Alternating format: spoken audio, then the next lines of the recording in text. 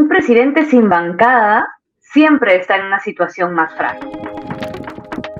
Para analizar un poco cuál será el rol de Perú Libre ahora que el presidente Pedro Castillo ha renunciado a la bancada y al partido en general, vamos a conversar con la politóloga Paula Tábara para analizar qué tan frágil es la situación actual del presidente Pedro Castillo.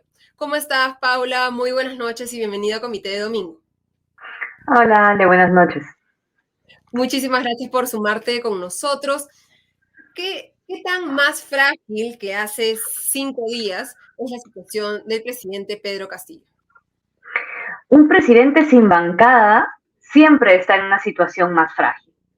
Si tuviésemos un presidente incluso que no estuviese en riesgo constante de vacancias y tal, igual estaríamos hablando de un presidente que no tiene quien presente los proyectos de ley del Ejecutivo, quien los respalde, quien los defienda, ¿no es cierto? Entonces, y ya en esta situación de extrema vulnerabilidad en la que pues hemos visto ya 2 intentos de vacancia y que se habla a menudo de la salida del presidente, pues y vemos censuras constantemente, pues con más razón. Lo que pasa es que lo que hay que saber es, en primer lugar, si hay alguna otra bancada a la que efectivamente se vaya a plegar de alguna forma, ¿no? Tú has mencionado a Perú Democrático, se ha mencionado también en varios momentos al bloque magisterial, ¿no? Y entonces la posibilidad de que sean estas las bancadas que le defiendan. Ahora, claro, a eso hay que sumarle otra cosa. En una situación de constante llamado a la vacancia, tener garantizados esos 44 votos que evitan una vacancia para el presidente es sumamente importante y es lo que ha llevado a muchas de las acciones que hemos visto en este tiempo de gobierno de Castillo y a que nos constantemente digamos, esto es un presidente que busca sobrevivir. Bueno, perder los votos de Perú Libre en ello le quita esa garantía de 44 o coloca a Perú Libre en una mejor posición para vender más caros esos votos y seguir garantizando el gobierno. Hasta ahora, digamos, desde el lado evidente, ¿no? Lo que hemos visto un poco que el costo, tú decías que vender un poco más caro, el costo hasta el momento del apoyo, o entre comillas, el apoyo también de Perú Libre al mandatario, estaba relacionado con ministerios, ¿no? El Ministerio de Salud, el Ministerio de Energía y Minas, un Y otros ministerio que ha sido. organismos públicos que a veces no tenemos tan en cuenta, ¿no?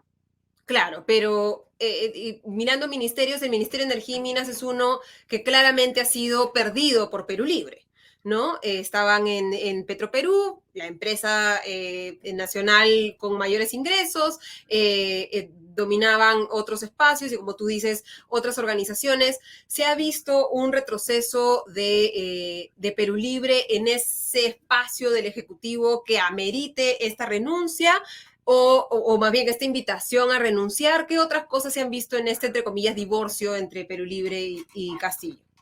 ¿O Yo qué crees creo que ha llevado a esto? creo que hay una parte en la que sí hemos visto, tú has mencionado muy bien energía y minas, yo creo que podemos hablar de agricultura también, ¿no es cierto?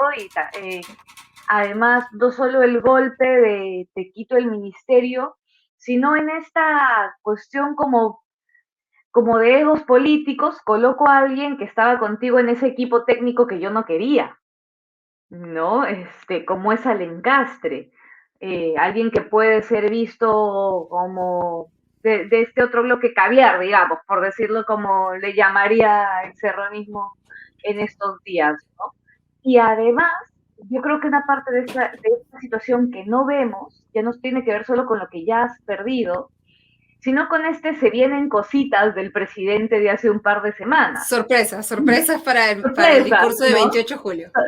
Que nosotros no conocemos, pero que probablemente al interior de quienes sí forman parte del gobierno y quienes negocian, se pueden estar hablando y que nosotros no sabemos, ¿no? Oye, vamos a hacer una reestructuración más grande, a ver, quizás están pensando o han sabido ahí adentro que hay algunos nombres dando vueltas para otros sectores y que sean posiciones que a Perú Libre no le gusten, ¿no? Y entonces ahí hay un paso previo o un área de decisión que nosotros desconocemos, pero que puede haber llevado a esta presión, de modo que además a tiempo están de que esta presión sirva para al 28 de julio a ver qué dices, porque si dices algo que no me gusta, me uno con más claridad a tu oposición, te acabo de mostrar que puedo censurar a un ministro, ¿no? Probablemente Perú Libre va a jugar ahora también la carta de negociar la mesa directiva del Congreso. Si formo parte de esa mesa directiva del Congreso, cuidado, ¿ah? Tienes mis votos, pero cada negociación tendrá que ser un poco como yo la quiera. Y tenemos un proyecto de ley que han presentado para limitar que los candidatos que han renunciado a los partidos puedan participar en la mesa directiva. Cuéntanos un poco cuáles serían las consecuencias en este escenario de mayor debilidad de Castillo y de una búsqueda de Perú Libre de empoderarse aún más de este proyecto de ley. Esto tiene como al menos dos consecuencias en el inmediato. Uno, todos los que han salido de Perú Libre hasta ahora, es decir, los miembros de la bancada magisterial, los miembros de Perú Democrático, no podrían de ninguna manera postular a la mesa directiva. Este proyecto de ley lo que dice es, solo podrán postular a la mesa directiva aquellos congresistas que pertenezcan al mismo partido por el que fueron elegidos. ¿Ya? Y tiene otra jugada en medio que ya no solo conviene a Perú Libre, porque hay que recordar que este proyecto lo firma Valdemar Cerrón con el congresista Guinaga, ¿no? Entonces, allí en esta mezcla, Para aquellos que creen que el fujicerronismo no existe. Para aquellos que creen que el fujicerronismo no existe, mejor graficado imposible. ¿Cuál es la otra jugada que está de por medio? Aparentemente Gladys Echaíz habría estado pensando dejar a Alianza por el Progreso, que no es un partido que esté muy contenta con que ella sea una figura bien vista para la presidencia del Congreso. Porque ella es independiente, ¿no? Y nos lo comentaba la semana pasada Martín. Y le quita un poco las ventajas a un partido de tener la presidencia de la mesa directiva.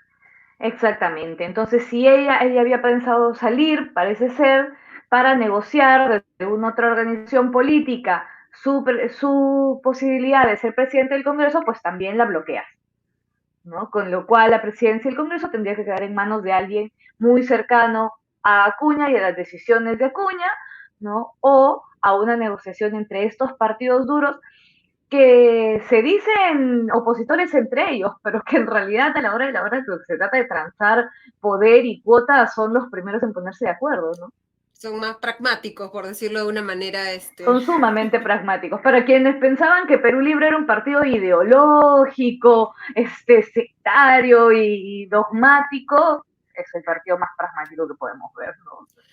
Y quería regresar un segundo antes de ir terminando, Paula, a este cuadro de las distintas bancadas del Congreso para ver qué herramientas tiene en este momento Pedro Castillo. Hablábamos de 28 de julio, se pueden anunciar nuevas obras, se puede anunciar de repente un nuevo gabinete que pueda incluir alguno de los otros, de las otras bancadas. Todavía no sabemos, digamos, qué está en el menú, pero ¿qué dirías tú que está en el menú de Pedro Castillo para asegurar esos votos que le permitan la supervivencia frente a una vacancia y una supervivencia que es más complicada, que es la supervivencia frente a una denuncia constitucional en la que no se requieren los 87 votos, como en la vacancia, sino tan solo 66 votos a favor para que avance?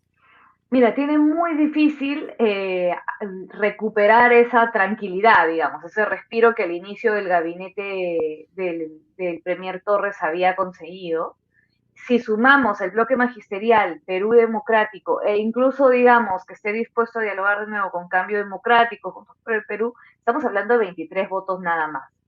Eso significa que si quiere hacer cambios en el gabinete magisterial, en el gabinete ministerial probablemente tendría que ofrecerle algunas carteras a estos partidos, pero además que tendría que pensar en dialogar, quiénes son siempre los más factibles de dialogar por su pragmatismo también, Acción Popular, ¿no? Y Alianza por el Progreso, que se han colocado, yo siempre digo, no en el centro, sino al medio, para según cada negociación sea necesaria, pues poder identificar espacios.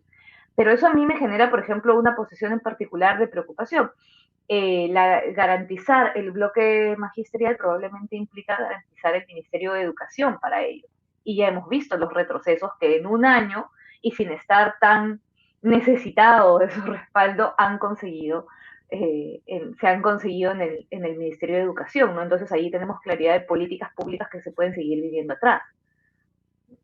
Y ese es el riesgo en general, porque al no tener un gobierno con rumbo, ni bancadas, y bancadas con bastante rumbo bien planteado, no sabemos efectivamente desde el lado del Ejecutivo hacia dónde vamos a ir y cómo irá adaptándose la vela del barco del gobierno para ir agarrando los diferentes Sí. vientos que lo puedan permitir seguir Y aunque avanzando. este gobierno tuviese rumbo, o digamos, lo hubiese querido tener, esta situación de precariedad absoluta para la supervivencia le hace necesario negociar, ¿no? Y estar dispuesto a entregar cosas que pudiese querer. Ya hemos visto que este gobierno no tiene mucha claridad en ello, ¿no? Pero digamos, si mañana despertase con 4 o 5 ideas claras, igual podría tener que negociarlas con cada uno de los partidos si quiere sobrevivir. Como bien dices, una cosa son los 44 de una vacancia, pero con una acusación constitucional esto va a estar muchísimo más difícil.